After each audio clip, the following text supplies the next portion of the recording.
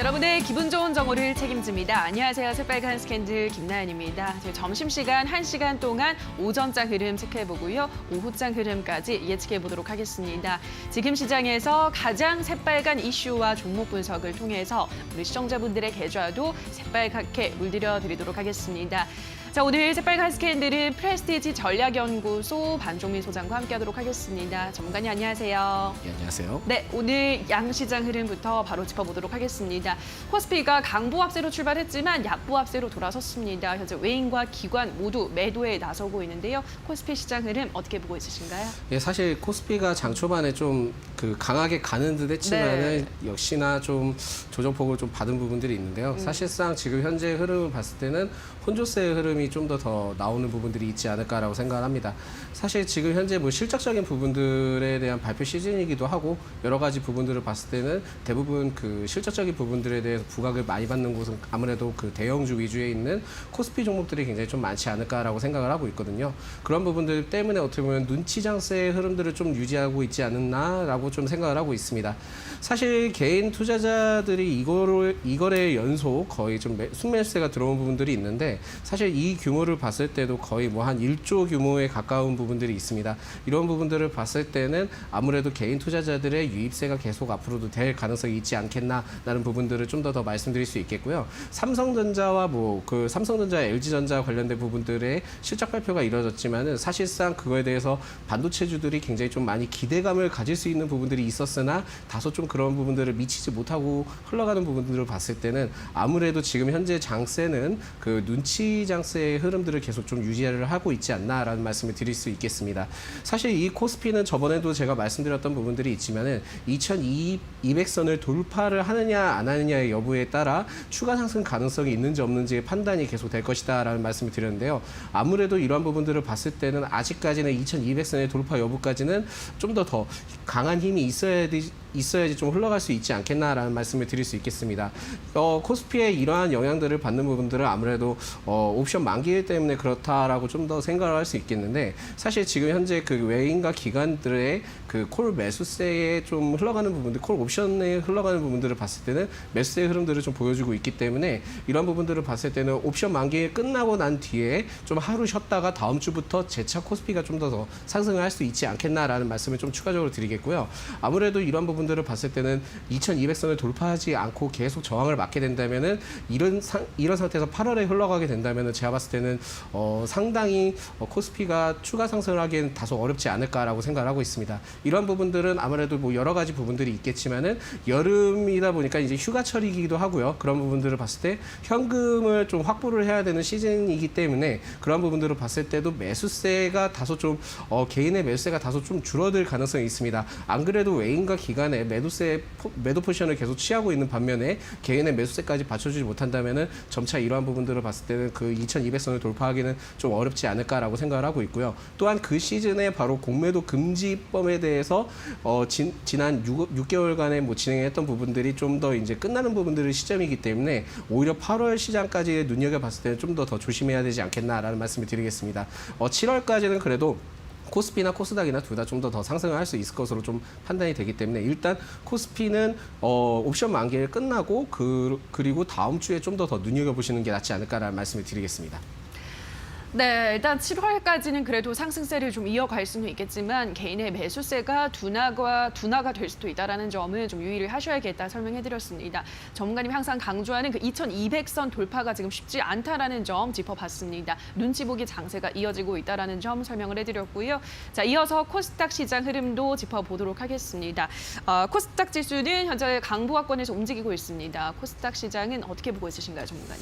예, 사실 코스닥에 아무래도 저번에도 계속 말씀드린 부분들을 강조하는 부분들이 있긴 한데 그 부분들이 아마 테마주와 정책주에 관련된 부분들은 코스닥에 굉장히 많이 편성이 되어 있기 때문에 그런 부분들을 봤을 때는 아직까지는 코스닥의 상승세를 좀 더 예측을 해볼 수 있지 않을까라고 생각을 하고 있습니다. 사실 저번에도 또 계속 눈여겨서 말씀드리지만은 참 770선 돌파하기가 굉장히 좀 어렵네요. 그 770선을 돌파를 하고 안착을 했을 경우에 추가 상승력을 좀 더 보여줄 수 있지 않을까라고 생각을 하는데 아무래도 그러한 부분들을 봤을 때 아직까지는 여러 가지 부분들을 봤을 때도 좀 약간 한 번에 돌파하기는 쉽지 않지 않겠나. 하지만은 최근에는 개인의 그 투자세가 굉장히 좀 두드러지는 부분들도 있고 주가가 올라갔을 때도 뭐 예전에는 뭐 외인과 기관이 끌어올렸던 부분들이 있다면 지금은 개인도 끌어올리는 부분들이 있기 때문에 개인의 매수세가 계속 들어와 준다면은 그래도 코스닥은 좀 더 눈여겨볼 수 있지 않을까라고 생각을 합니다. 이 역시 뭐 코로나19와 관련된 부분들 또한 3차 추경안 관련된 부분들 여러 가지 부분들을 봤을 때는 코스피 시장보다는 코스닥 시장에 좀 더 우위를 점치는 부분들이 있고요. 770선을 제가 봤을 때는 돌파는 할 것 같습니다. 돌파는 할 것 같고 그러한 부분들을 봤을 때는 못해도 7월 말까지에는 한 번 정도 790선을 터치를 하지 않을까라는 말씀을 좀 추가적으로 드리겠습니다. 네, 코스피보다는 그래도 코스닥 시장의 상승 탄력이 조금 더 강하다라는 점. 아무래도 뭐 정책 수혜주들이 많이 집중되어 있기 때문에 코스닥 시장은 조금은 강한 모습 보여주고 있다라고 하셨고요. 코스피 지수의 중요한 기준선이 2200선이라면 코스닥 지수는 770선을 제시를 하셨는데 770선 돌파는 가능해 보인다라는 점도 짚어드렸습니다. 자, 여기까지 오늘의 양시장 흐름 살펴보셨고요. 자, 계속해서 주식 투자자라면 놓쳐선 안 될 다양한 이슈들도 만나보고 가셔야 할 텐데요. 장유리나 아나운서가 전해드립니다.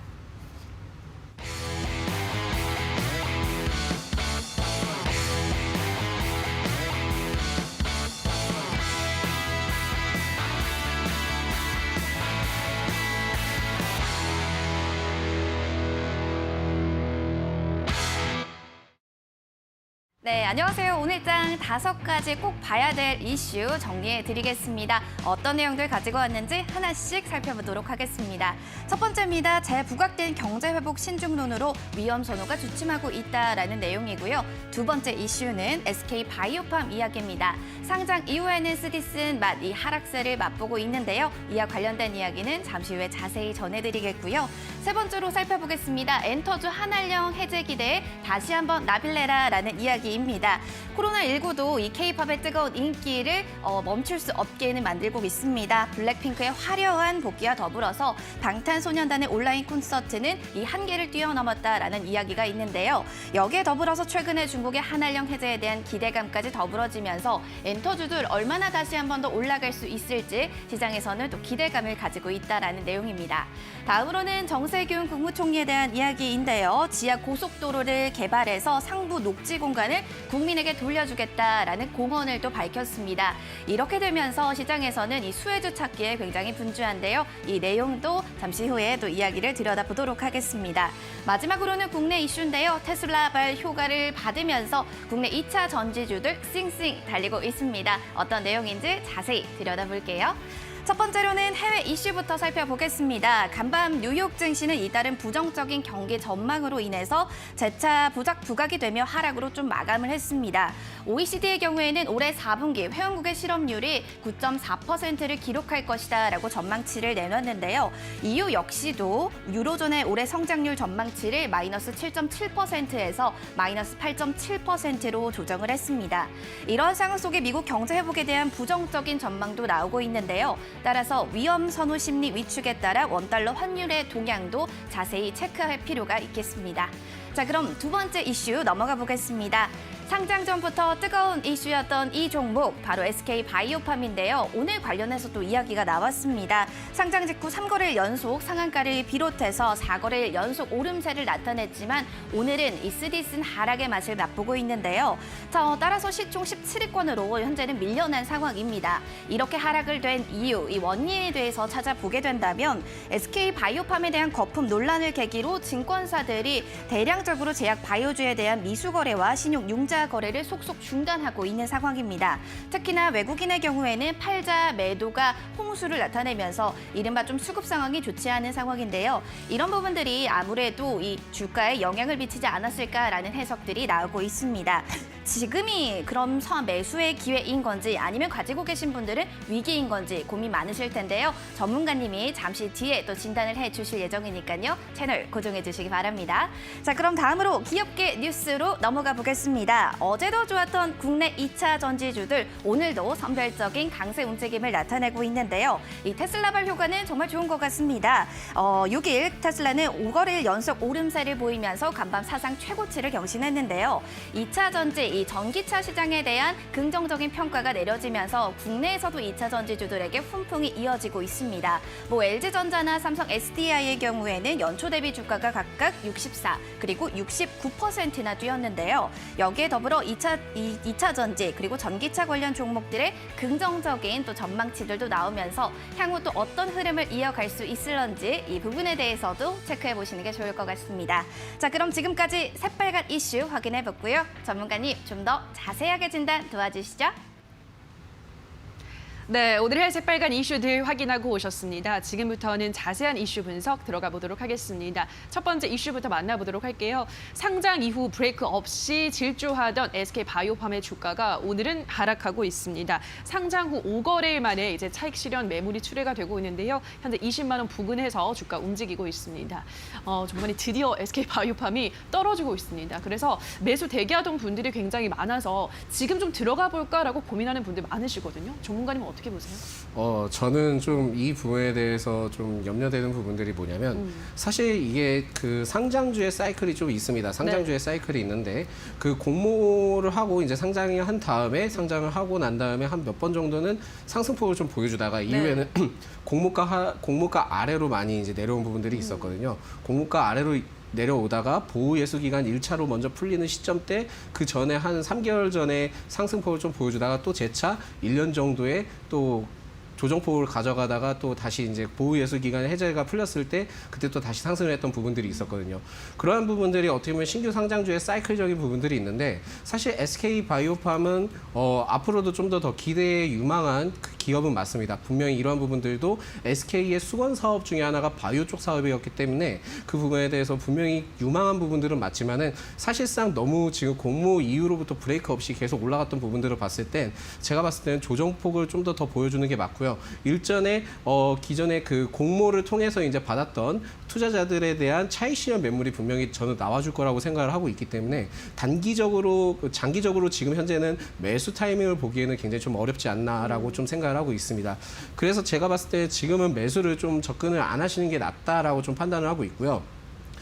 저는 제 생각이지만 상장주의 사이클인 그러한 흐름들을 봤을 때는 저는 이 공모가인 한 49,000원 수준, 그러니까 52,000원에서 58,000원 수준 됐을 때는 그때는 좀 매수를 하셔서 장기적으로 좀 끌고 가보시는 게 낫지 않을까라는 말씀을 드리겠습니다. 물론 이제 시청자 여러분들께서는 저게 무슨 소리냐 뭐 그런 부분들을 말씀을 하실 수는 있겠지만은 일단 누군가는 그거에 대해서 매수를 해서 수익을 봤던 사람들이 있다면 누군가는 차익 실현을 하기 마련이거든요. 그리고 또한 상장주의 특징상 한번 내려올 경우에는 굉장히 브레이크 없이도 내려오는 가능성이 있습니다. 그런 부분들을 봤을 때 좀 더 많이 내려왔을 때 매수를 하는 것이 낫지 않을까라고 생각을 하고 있고요. 삼성 바이오로직스도 이러한 상황들을 거쳤고 케어랩스도 마찬가지로 이러한 상황들을 거쳤고요. 네. 카페24도 거의 한 10만 원대 이상 됐던 종목이 2만 원씩까지 내려가는 그러한 부분들을 봤을 때는 이러한 상장주는 한 번 상승폭을 보여줬을 때 이후에는 조정폭이 좀 거셀 수 있으니까 지금은 매수하지 마시고 나중에 좀 더 지켜보셨다가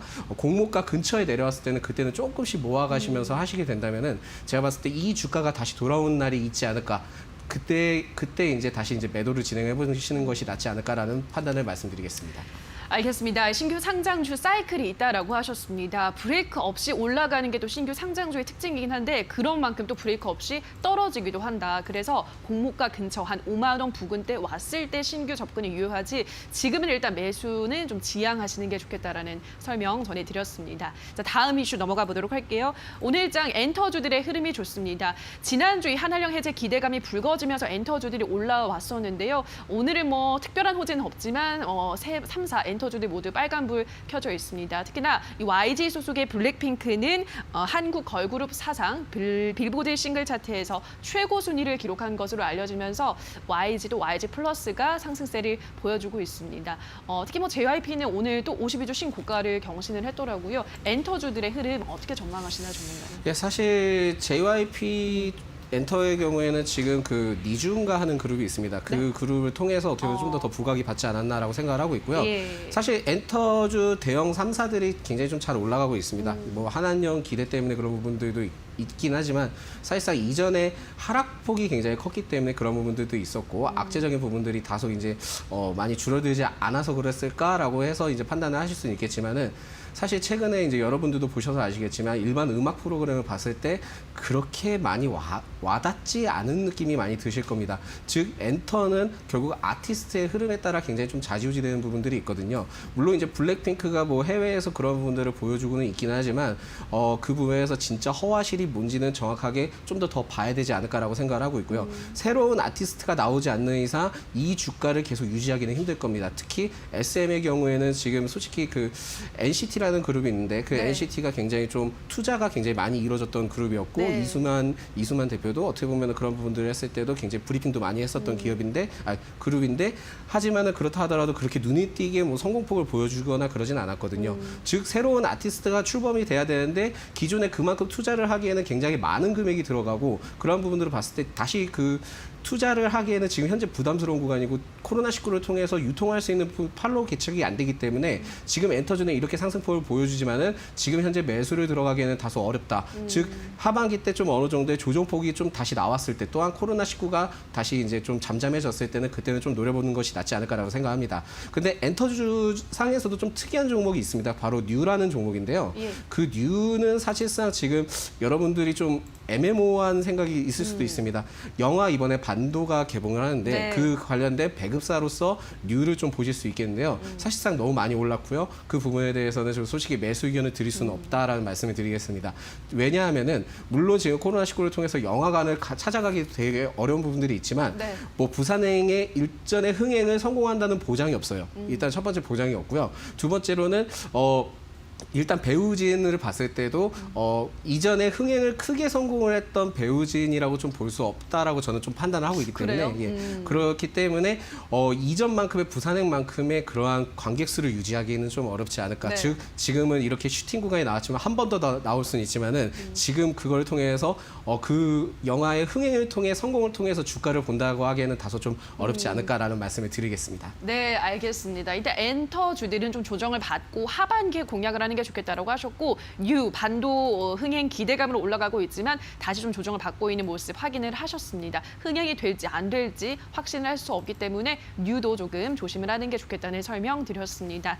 자, 마지막 이슈 들어가 보도록 할게요. 정세균 국무총리가 어제 도로의 날 기념식에서 지하 고속도로 개발화하고 상부 녹지 공간은 국민에게 돌려주겠다고 말했습니다. 자, 그러면서 관련주들 움직이고 있습니다. 어떤 수혜주를 좀 눈여겨보면 좋을까요, 전문가님? 예, 사실 이제 대신 그 관련된 부분들은 이전부터 이슈가 나왔다가 다시 재부각 네. 받는 부분들이 있는데요. 지금 봤을 때는 제가 봤을 때 뭐 특수건설도 있긴 하지만 KT 서브마린을 좀 보는 것이 낫지 않을까라고 좀 생각을 하고 있습니다. 물론 이 KT 서브마린은 해저 터널 케이블 관련된 기업이다 이제 보실 수 있겠는데 어쨌든 지하도로를 뚫으려고 한다면은 그 관련된 케이블 설치나 뭐 여러 가지 부분들을 봤을 때는 KT 서브마린이 좀 더 괜찮지 않을까라고 생각을 하고 있고요. 이 기업은 결국은 5G와도 연결이 되어 있는 부분들이 있기 때문에 단순히 뭐 그 대심 도로, 뭐 고속도로로 통해서 올라가는 종목들보다는 오히려 테마가 좀 여러 가지 연계되어 있는 KT 서브마린을 좀 더 주목을 해보시는 것이 낫지 않을까라는 말씀을 드리겠습니다. 네, 관련해서 좀 눈여겨볼 만한 종목으로 KT 서브마린 제시해드렸습니다. 흐름 한번 눈여겨보시기 바랄게요. 자, 여기까지 오늘의 새빨간 이슈들 프레스티지 전략연구소 반종민 소장과 함께했습니다. 전문가님 고맙습니다. 네, 오늘의 새빨간 이슈들 다시 한번 화면으로 체크하고 보시죠.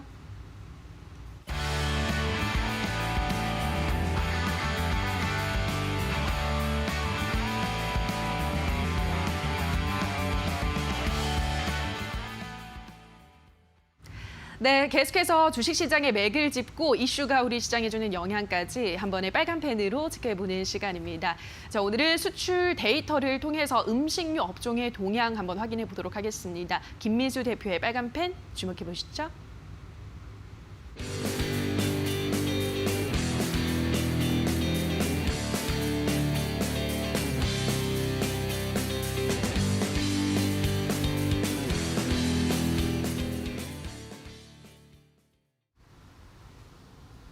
안녕하십니까. 김민수의 빨간 펜 시간입니다.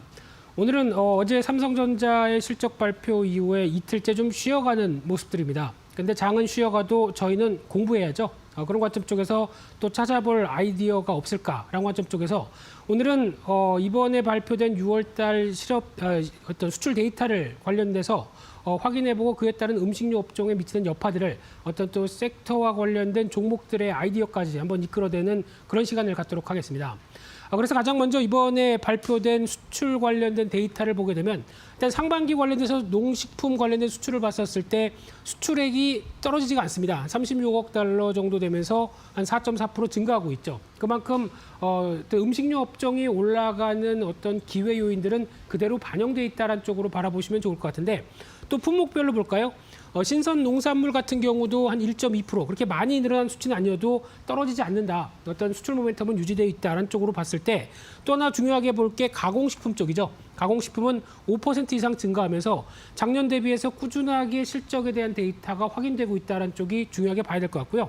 여기서 눈여겨볼 사실들은 그동안 이제 인접 국가다 보니까 저희가 중국 쪽에 대한 수출이 식품 쪽에서 많았다라고 추정되고 있는데 이번 상반기는 중국 쪽은 그렇게 생각보다 늘지가 않고 있고요.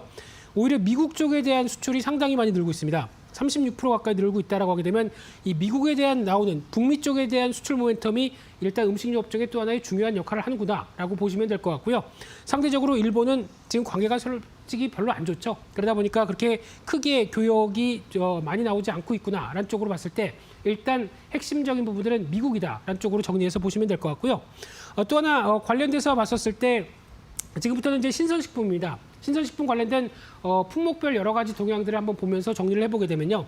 가장 먼저 우리나라가 강점이 있는 것 중에 하나가 인삼이죠. 그래서 신선식품 중에서는 가장 큰 수출 비중을 차지하고 있습니다. 그런데 소폭 감소했는데 뿌리삼, 그러니까 즉 뿌리 자체로 수출할 수 있는 쪽은 그동안 홍콩이나 대만 쪽이 많았었는데 감소를 했는데 오히려 중국 쪽으로 좀 가공된 스틱형 제품, 그러니까 즉 먹기 쉽게 이어지는 부분들이죠. 그래서 지금 보통 저희가 아는 게 쭉 빨아먹는 스틱형 홍삼 제품들이 중국 쪽으로는 많이 나가고 있다. 특히 이 부분도 계속 눈여겨보셔야 될 부분들이 면역력 관련된 특히 코로나19로 인해서 면역력이 가장 중요한 문제로 나오다 보니까 그에 따른 중요한 식품원 쪽으로 자리를 잡고 있는데 아직까지 그렇게 뚜렷하지는 못하고 있고요.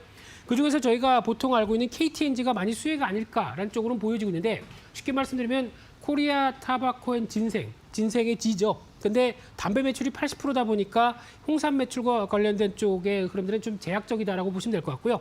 그중에서 가장 또 눈여겨볼 수 있는 게 김치입니다. 이쪽 같은 경우는 벌써 작년 동기 대비 44% 늘어난 수치로 나오고 있고요. 여기서 중요한 게 미국 수출이 61% 이상 늘어납니다. 이 김치가 건강식품에 대한 인식으로 나오고 있다. 특히 유산균과 야채다라는 관점 쪽에서 미국에서 상당히 호응을 얻고 있다는 관점 쪽에서 주목을 하셔야 될 것 같고요. 그럼 그와 함께 이제 CJ제일제당의 브랜드 비비고죠.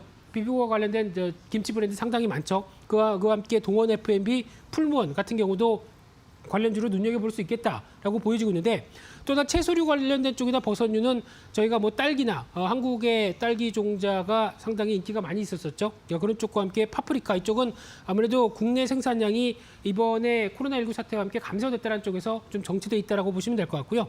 그래서 결론은 김치 쪽 주목하셔야 된다라는 쪽이고요. 또 하나 세 번째로 봤을 때는 라면입니다. 가공식품 쪽에서 대표주자 라면 같은 경우는 2분기 수출이 46% 이상 증가했습니다. 상당히 의미가 있죠. 특히 중국 쪽도 한국 라면 좋아한다. 미국 교향이 80% 이상 늘어났다. 앞서 말씀드렸듯이 미국 쪽의 데이터 늘어나는 부분들 잘 보시자. 이렇게 말씀드렸죠.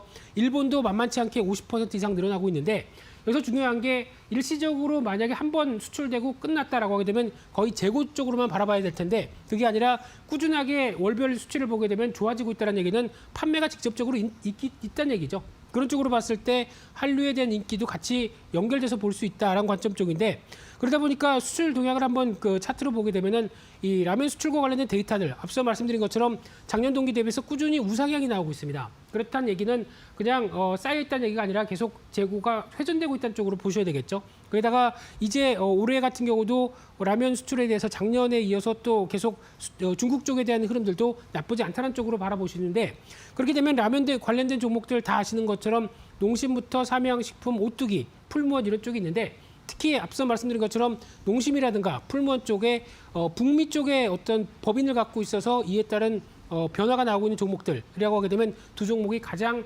눈여겨봐야 될 부분들이 아닐까 생각되고 있고요. 삼양식품은 워낙 유명하기 때문에 제가 따로 언급은 안 드리겠습니다. 그런 차원에서 흐름들 특히 풀무원 같은 경우는 아까 김치라든가 라면 모두 다 모멘텀이 나오는 상황들이죠. 그러다 보니까 관심 있게 보셔야 될 대표적인 종목이고요. 또 하나 가공식품 쪽에서 담배 같은 경우도 6월달 수출이 65% 이상 늘어났는데 지난 KTNG가 이란과 특히 아랍에미리트죠. 이쪽에 계약을 체결한 뒤부터 폭발적으로 늘어나고 있는데 이쪽에 대한 흐름들이 꾸준히 실적을 가져가면서 모멘텀이 확보된다라고 하게 되면 당연히 주목하셔야 되겠죠. 그래서 아마 2분기 때 실적 흐름들이 이를 반영하면서 움직인다라고 하게 되면 KTNG에 대한 모멘텀들도 나올 수가 있기 때문에 조금 더 눈여겨보셨으면 좋겠고요. 그래서 지금 흐름으로 보게 되면 어떤 수출 자체적인 흐름들이 어떤 등락은 보인다고 하더라도 이제 턴하기 시작한다는 관점 쪽에서 오히려 실적에 대한 부분까지 가세된다고 하게 되면 무거운 KTNG도 변화가 될 수 있다는 관점들이 이번 2분기 실적에서 확인되는지 가장 또 중요하게 바라봐야 될 상황들이고요. 또 하나 그래서 앞서 말씀드렸던 것처럼 이제 KTNG의 동향들 조금 더 확인하시면 될 것 같고요.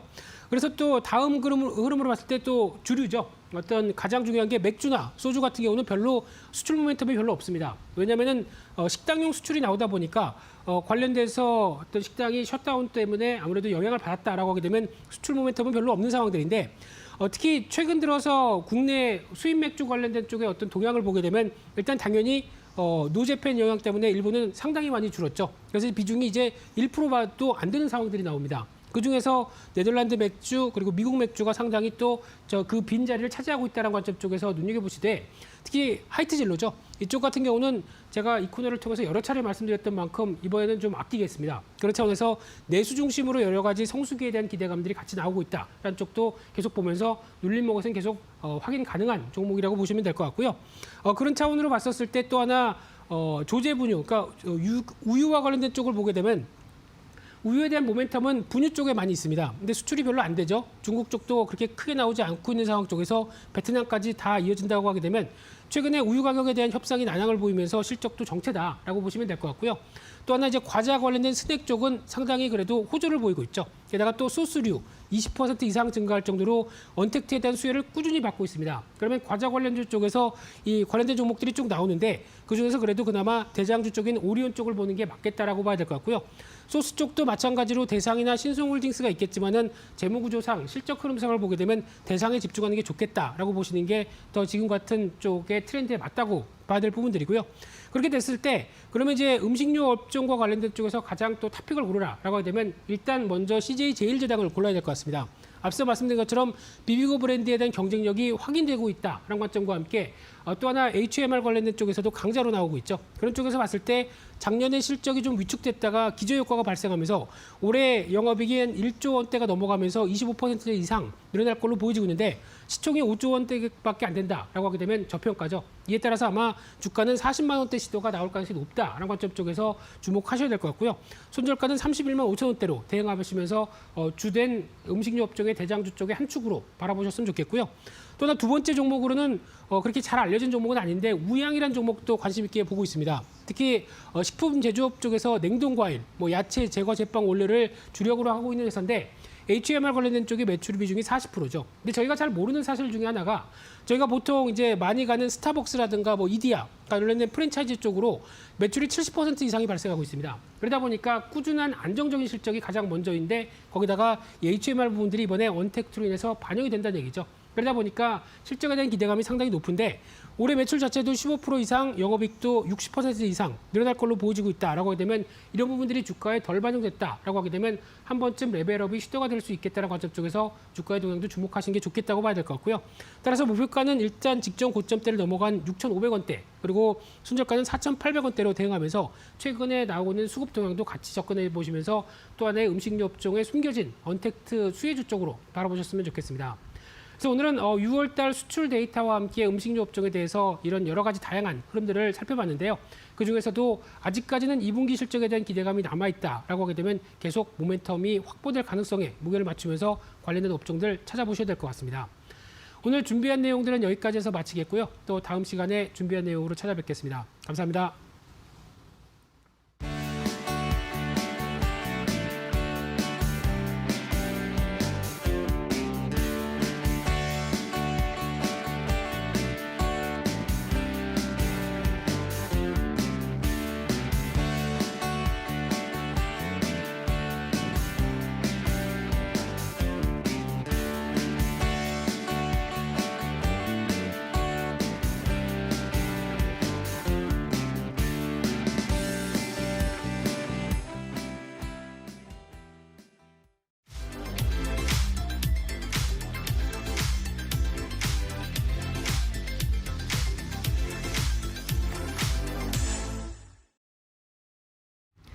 네, 오늘 김민수 대표의 빨간펜 시간에서는 음식료 업종에 대한 동향 파악해보는 시간 가져봤습니다. 다만 저희가 방송에서 전해드리는 내용은 투자 판단에 대한 조언일 뿐이라는 점 유의해 주시고요. 자, 그렇다면 오늘 오전장 우리 투자자분들은 어떤 종목에 주목하셨을까요? 인기 검색 상위에 랭크된 새빨간 종목들 지금 바로 만나보시죠. 먼저 10위에는 파맵신입니다. 항암제 임상이 순항 중이라는 소식에 어제장에서도 크게 올랐던 이 종목 오늘도 10% 가까운 상승세 나타내고 있습니다. 9위의 빅텍은 오늘장 강보 합세 이어가고 있습니다. 8위의 포스코도 오늘장 올라가고 있습니다. 미국 정부가 한국산 냉연 강판에 대해 반덤핑 관세를 최종 면제하기로 하면서 오르고 있습니다. 7위의 SK케미칼도 10% 가까이 오르면서 52주 신고가 경신했고요. 6위의 HLB는 오늘도 2% 넘게 떨어지고 있습니다. 5위는 서울바이오시스, 4위는 한진칼, 3위는 특수건설, 2위는 JYP엔터, 1위는 신풍제약까지 지금 바로 분석합니다. 네, 지금부터는 100% 리얼입니다. 한 포털 사이트 종목 토론방에 실시간으로 올라오는 글을 보면서 전문가의 종목 분석까지 들어보는 시간인데요. 자, 오늘은 유창희 대표와 함께하도록 하겠습니다. 전문가님 안녕하세요. 안녕하십니까? 네, 반갑습니다. 자, 오늘의 5위부터 만나보도록 하겠습니다. 오늘의 5위는 서울바이오시스입니다. WHO가 코로나19가 공기를 통해서 전파될 수 있다는 학계 주장을 인정했습니다. 그러면서 서울바이오시스가 세계 최초로 코로나19를 살균하는 기술을 가진 이 바이오레즈 기술을 가지고 있다는 사실이 부각이 되면서 오늘장 올라가고 있습니다. 이 종목은 그럼 조금 더 갈까요? 아니면 여기서 스탑일까요? 전문가님의 의견은요? 저는 스탑을 좀 외치고 싶습니다. 알겠습니다. 스탑을 외치면서 토론방 체크해 보도록 하겠습니다. 서울바이오시스에 대한 의견입니다. 확실히 개미가 많은 종목은 다이나믹해 심심하지가 않아 평단 18,500원에서 열심히 버티는 중 장투용이라 안 팔 거야. 6월 19일이랑 패턴이 똑같은데 더 흘러내리려나 라고 하셨습니다. 처음에 보시면요. 평단 18,500원에서 열심히 버티고 있다. 장투용이라서 안 팔 거다라고 하셨는데 지금 2만 원까지 올라왔으니까 일단은 수익을 챙기고 있습니다. 장기적으로 봤을 때는 좀 어디까지 가능할 거라 보시나요? 저는 이제 코로나 이슈는 솔직히 이 회사가 네. 큰 수혜는 별로 없을 것이다. 왜냐하면 에어로졸 관련해가지고 감염 가능성은 우리나라에서도 언급을 좀 했었습니다. 근데 이게 상당히 그 조건이 까다로운 부분들이 있어서 쉽지는 않고 에어로졸 관련해서 이제 서울 바이오시스가 이제 공기청정기라든지 이런 부분들에 대해서 좀 그 청정 기술력을 갖고 있어서 그런 간염성을 좀 낮게 해준다는 것인데 이것이 아까 말씀드린 것처럼 그 환경 자체가 되게 높은 환경이 아니다. 그러니까 대중화된 환경이 아니다 보니까 가능성이 적고 또 이것이 적용되기에는 쉽진 않다 생각을 좀 하고 있습니다. 그래서 단순한 기대감, 코로나에 대한 기대감 때문에 올라오는 것은 저는 제한적이라고 생각하고 있고 오히려 이 회사가 이제 최근에 이제 스펙 관련해서 이제 합병이 되면서 상장을 하는 회사인데 상당히 그 기술력이라든지 성장성 이런 것을 본다라면 저는 충분히 지금보다 더 높은 주가가 형성될 가능성이 높고 한 2만 한 5천 원 그 이상으로도 갈 수는 있다. 다만 너무 이런 코로나 이슈 때문에 좀 단기적으로 좀 스팟하게 움직였을 때는 저는 조금 조심스럽게 봐야 되지 않을까 생각 좀 하고 있습니다. 알겠습니다. 중장기적으로 봤을 때는 기업의 가치를 생각했을 때 2만 5천 원까지 가능할 수도 있겠다라고 설명해 드렸습니다. 다음 종목을 게시글을 만나보도록 할게요. 바로 4위 종목 만나보도록 하겠습니다. 자, 오늘의 4위는 한진칼입니다. 오늘 한진칼도 소폭의 상승세를 이어가고 있습니다. 9만 원대 아래에서 움직이고 있는 걸 일단은 확인을 하고 왔는데요. 오늘 사실 별다른 소식은 없었던 것 같은데 이 종목은 더 갈까요? 아니면 스탑일까요, 종목은? 병역권 분쟁 네. 이슈 때문이 아니기 때문에 저는 조금 더 갈 수 있다 생각 좀 하고 있습니다. 알겠습니다. 그러면은 고를 들면서 토론방 체크해 보도록 하겠습니다. 한진칼에 대한 의견입니다.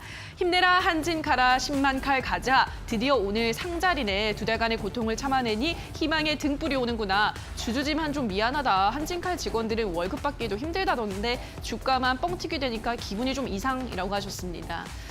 첫 번째 게시글 보니까 10만 칼 가자라고 하셨습니다. 10만 원대까지 올라갈 거다라고 보시는 것 같은데 어떻게 보세요? 10만 원 가능할까요? 뭐 10만 원 정도는 저도 좀 가능할 좀 하다 생각 좀 하고 있습니다. 네. 왜 그러냐면 한진칼이 이제 어떻게 보면 경영권 분쟁 이슈 때문에 주가가 급등락을 했었고 좀 그런 것이 어느 정도 일단락되는 부분들이 좀 있었죠. 그리고 나서는 계속 한 9만 원을 중심으로 해가지고 행보세를 좀 보여주고 있다 생각 좀 하고 있는데 오늘 이제 그 대한항공이 기내식 관련된 사업을 하는 자회사를 좀 매각한다는 얘기도 좀 있었고 또 유상증자라든지 이런 부분들이 어떻게 보면 어쨌든 한진그룹이 대한항공을 필두로 해서 좀 사업이 좀 진행되는 부분들이 좀 있어서 조금 재무 상태라든지 혹은 뭐 투자 심리가 좀 개선될 수 있는 이슈들이 좀 있었습니다. 그러면서 오늘 좀 상승을 하고 있다라고 보시면 되겠고요. 저는 뭐 최근에 기간 조정이 잘 이루어졌다라고 본다라면 솔직히 주가는 약간 비싼 건 사실입니다. 좀 과도하게 비싼 건 사실입니다만은 충분히 좀 이슈 없이 좀 행보세를 보여줬던 상황에서 좀 뉴스를 거를 좀 기다리고 있다라고 본다라면 저는 한 10만 원대까지의 상승의 움직임은 만들어지고 있는 것이 아닌가 해서 조금 더 고를 좀 외치고 싶습니다. 네, 10만 칼은 가능하겠다라는 설명을 드렸습니다. 그럼 바로 다음 게시글을 보도록 할게요. 주주지만 좀 미안하다. 한진칼 직원들은 월급 받기도 힘들다던데 주가만 뻥튀기 되니까 기분이 영 이상하다라고 하셨습니다. 굉장히 인간적인 투자자님이신 것 같아요. 이게 주식이라는 게 누군가는 웃으면 울 수밖에 없는 그런 거잖아요. 그렇죠. 예. 뭐 주식을 산다고 해서 뭐 직원이 뭐 월급을 많이 받고 적게 받고는 관계가 없죠. 예. 솔직히 말씀드리면 주식을 산다는 것은 어떻게 보면 내가 그 회사의 지분을 참여해서 내가 그 회사를 뭐 너무 폭넓게 얘기하는 거지만 경영까지도 생각을 하고 있는 것이기 때문에 뭐 주식이 올라서 수익이 나는 부분들 반대로 또 뭐 직원들은 뭐 월급 못 받는다고 하는데 반대로 주식이 빠진다고 해서 직원들이 또 뭐 월급을 또 더 문제가 받는 것도 더 아니고. 받거나 혹은 또 문제되는 건 아니기 때문에 네. 그런 거에 연관 갖기에는 조금 네. 아쉽지 않나 생각, 아이. 연관성도 없다 생각하고 있습니다. 알겠습니다. 한진칼 저희가 확인을 해봤고요. 자, 이어서 다음 종목 만나볼게요. 3위는 특수건설입니다. 정세균 국무총리가 어제 지하고속도로 개발을 하고 상부 녹지 공간 국민에게 돌려주겠다라고 발언을 하면서 오늘 관련주들이 일제히 올라가고 있습니다. 특수건설도 뭐 10% 근처에서 상승세를 보여주고 있는데요. 특수건설은 더 갈까요? 스탑일까요? 저는 제 의견을 지금까지 얘기 안 한 것 같은데 잘 모르겠어서 한번 스탑을 들어보겠습니다. 전문가님의 의견은요? 저는 좀 고를 좀 외치겠습니다. 그래요. 알겠습니다. 고를 들면서 토론방 체크해 보도록 하겠습니다. 특수건설에 대한 의견입니다. 호재 시작에 저점 높이면서 올라오네. 조만간 급등 한번 나올 것 같다. 이건 무조건 오른다. 10,000원 그 이상까지도 본다. 8,130원에 석 달째 물려있는 중 형님들 제발 저 좀 탈출시켜주세요. 라고 하셨습니다. 먼저 이거는 무조건 오른다. 10,000원 그 이상까지도 본다라고 하셨는데 지금 7,000원대 있거든요. 10,000원 그 이상까지 가능할까요, 전문가님? 솔직히 10,000원 이상은 잘 모르겠습니다만은 어쨌든 이 정부 정책 기대감이 좀 발생했다라는 것이죠. 그러니까 이게 이제 그 고속철 지하화라든지 혹은 예를 들어서 경부 고속도로를 좀 지하화하겠다는 얘기는 계속해서 좀 있었거든요. 맞아요. 만약 이런 부분들이 공식적으로 얘기가 나오진 않았었는데 이제 나오고 있다라는 얘기는 이런 것이 조금은 가능성이 그 전보다 높아졌다 생각을 좀 하고 있습니다. 거기다 이제 코로나 이슈 때문에 경기 부양을 가려면 어쩔 수 없이 일부 예전만큼은 아니지만 약간 건설, 토목 쪽에 SOC 투자 쪽에 조금 투자가 확대될 수밖에 없는 부분들이 필연적이라고 본다라면 저는 어쨌든 이런 언급 자체만 가지고도 관련된 기업들은 주가 좀 긍정적 역할을 할 수 있다. 특히 뭐 오늘 뭐 급등했다가 다시 좀 차익 매물 좀 쏟아지고 나오곤 있습니다만은 정책에 대한 기대감은 약간 롱런할 수 있는 이슈이기 때문에 저는 일단 단기적으로는 한 9,000원에서 10,000원 언저리까지는 한 번 정도는 노려볼만 하지 않을까. 그래서 뭐 오늘 당장 접근하신다라기보다는 지금 흐름을 보면서 타이밍을 잡아가시면 좋지 않을까 생각하고 있습니다. 알겠습니다. 9,000원에서 10,000원 구간까지는 상승세가 기대가 된다라고 하셨습니다. 이 정책의 방향이 계속해서 녹지 공간을 많이 만들려고 하는 조성하려는 움직임이 계속 포착이 되는 것 같습니다. 눈여겨보셔야 될 것 같고요. 다음 게시글을 바로 볼게요. 8,130원에 석 달째 물려있다. 형님들 제발 저 좀 탈출시켜주세요 라고 하셨는데 이 투자자님은 어떻게 좀 구출을 해드려야 될까요? 엄밀따님 오늘도 약간 빠져나올 수 있었다라고 생각을 좀 하고 있는데 네. 뭐 지금 상황에서는 뭐 특수건설이 특별하게 뭐 회사가 문제가 있어서 뭐 주가가 뭐 급락 가능성은 적다라고 저는 생각을 좀 하고 있어요. 최근 뭐 코로나 이슈가 이기 전에도 계속해서 한 6, 7천 원대에서 움직이다가 약간 뭐 공항이라든지 혹은 뭐 정부 SOC 투자 이런 이슈가 있을 때 좀 치고 나갔던 부분이 좀 있었기 때문에 저는 뭐 충분히 매수가 언저리까지는 올라올 수 있다. 그리고 나서 더 수익을 위해서 끌고 가실지 아니면 좀 비중을 줄이실지 여부는 결정하셔야 되는데 오늘 한번 기회가 있었고 뭐 한 이번 달 중에 충분히 또 한 몇 번의 기회가 올 수 있지 않을까 저는 개인적으로 그렇게 보고 있습니다. 네, 이번 달 안에 탈출 기회가 있을 것이라는 긍정적인 희망의 메시지를 전달해드렸습니다. 이번 달 흐름 잘 체크해 보시기 바라고요. 자, 바로 다음 종목으로 넘어가 보도록 하겠습니다. 오늘의 2위죠. JYP 엔터입니다. 연일 JYP 주가가 오르고 있습니다. 오늘은 52주 신고가도 경신했는데요. 저는 뭐 잘 가고 있는데 여기서 한번 스탑을 들어보도록 하겠습니다. 전문가님의 의견은요? 저는 고를 좀 외치겠습니다. 알겠습니다. 고를 들면서 토론방 체크해 보도록 하겠습니다. JYP 엔터에 대한 의견입니다. JYP는 애널리스트들도 역대 최고 기록 낼 거라고 예측했다. 호재도 쌓일 만큼 쌓였고 3만 원 금방 돌파할 듯. 이 종목은 상한가 5번 쳐도 비싸다고 안 본다. 아티스트 라인업만 봐도 알 수 있잖아. 엔터주는 사지 말라고 말리길래 쳐다도 안 봤는데 이제 보니 후회되네. 지금이라도 진입 고라고 하셨습니다. 첫 번째 게시글 보니까 애널리스트들도 역대 최고 기록을 낼 거라고 예측을 했다. 3만 원 금방 돌파할 거다라고 하셨는데 같은 의견이세요, 전문가님?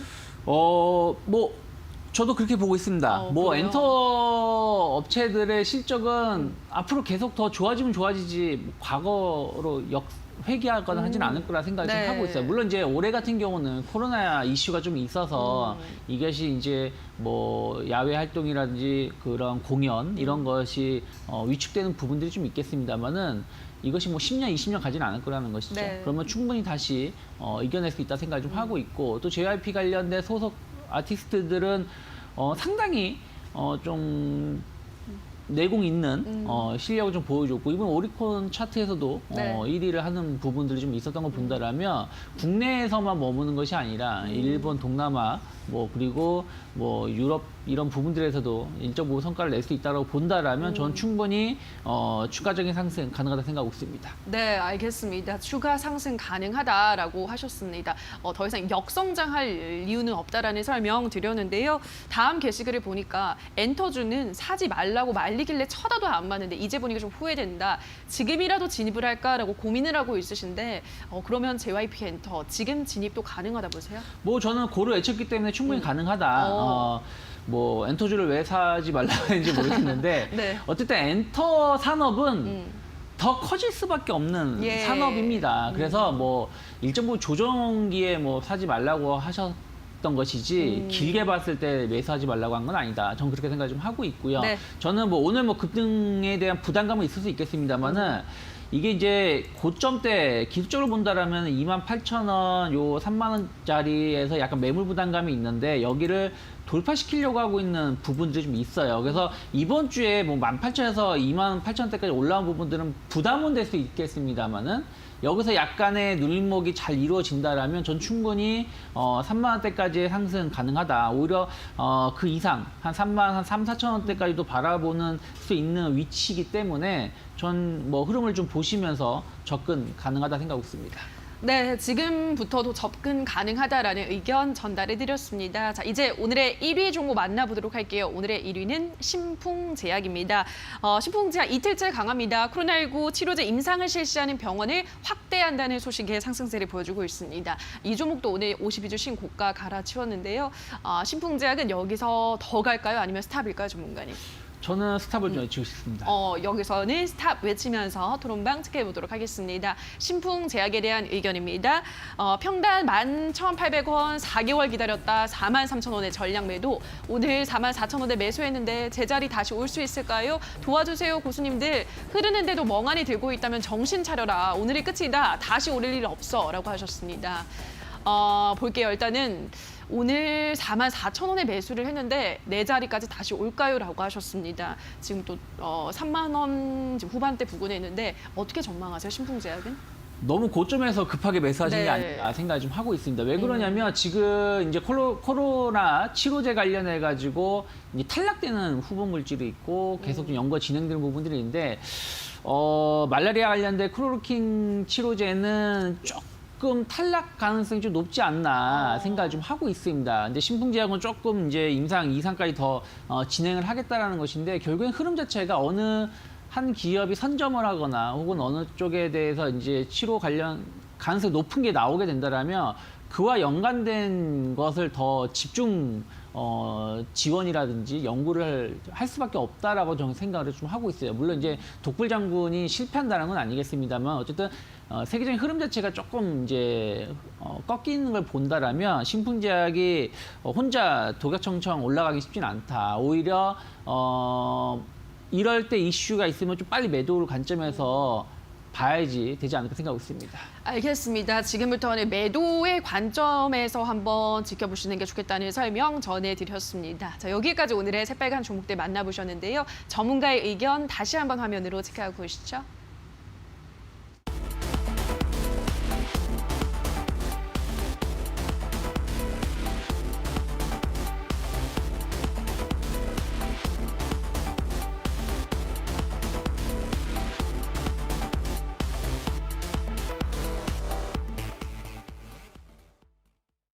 네, 끝으로 오늘 전문가가 뽑은 가장 핫한 관심주 만나보도록 하겠습니다. 전문가님 어떤 종목 가지고 오셨나요? 네, 뭐 SKC를 좀 선정을 좀 해봤습니다. 네. 전기차 관련해가지고 계속해서 시장 확대될 수밖에 없고, 물론 이제 우리나라가 약간 이제 테슬라의 영향에 의해서 관련된 기업들이 뭐 상승과 하락이 좀 나오고 있지만 SKC는 동박 관련해가지고 상당히 수익성이 확인이 됐고 또 이것이 생산 증가에 대한 기대감들이 앞으로의 실적을 더 견인시킬 수 있다 생각을 좀 하고 있고요. 뭐 PI 필름이나 이런 부분들에 대해서도 안정적인 매출을 좀 확보하고 있는 거 본다라면 저는 최근에 약간 고점을 계속 돌파시키려고 하는 시도를 하고 있다는 거고 생각을 좀 하고 있고 현재 가격 전후로 해서 매수 정도는 한번 타진해 볼 수 있다 생각을 좀 하고 있고요. 목표가 한 75,000원 정도 선까지 열어놓고 대응하시면 만약에 이번에 지수 자체가 2차 랠리가 나올지 안 나올지 모르겠습니다만 좀 안정권에 접어든다라면 이러한 그 신성장 모멘텀이 있는 기업들에 대해서 관심은 다시 한번 나올 수 있다 생각을 좀 하고 있습니다. 그리고 이제 한 6만 원 정도 어찌됐든 최근 한 달 동안 형성되었던 지지선이 6만 원대이기 때문에 이 자리를 크게 이탈하지 않는다라면 저는 좀 끌고 가시는 전략을 가지면 충분히 7월 달 중에 좋은 수익 얻을 수 있지 않을까 생각하고 있습니다. 네, 오늘의 관심주 SKC 소개를 해드렸습니다. 말씀드린 가격 전략 잘 참고하셔서 대응해 보시기 바랄게요. 자, 여기까지 오늘의 새빨간 종목들과 핫한 관심주 유창희 대표와 함께했습니다. 전문가님 고맙습니다. 고맙습니다. 네, 새빨간 스캔들 오늘 저희가 준비한 순서는 여기까지입니다. 오늘 저희와 함께하신 시간 어떠셨나요? 부디 큰 도움이 되셨길 바라고요. 다만 저희가 방송에서 전해드리는 내용은 투자 판단에 대한 조언일 뿐 해당 종목의 상승과 하락을 보장하진 않는다는 점 유의해 주시기 바랍니다.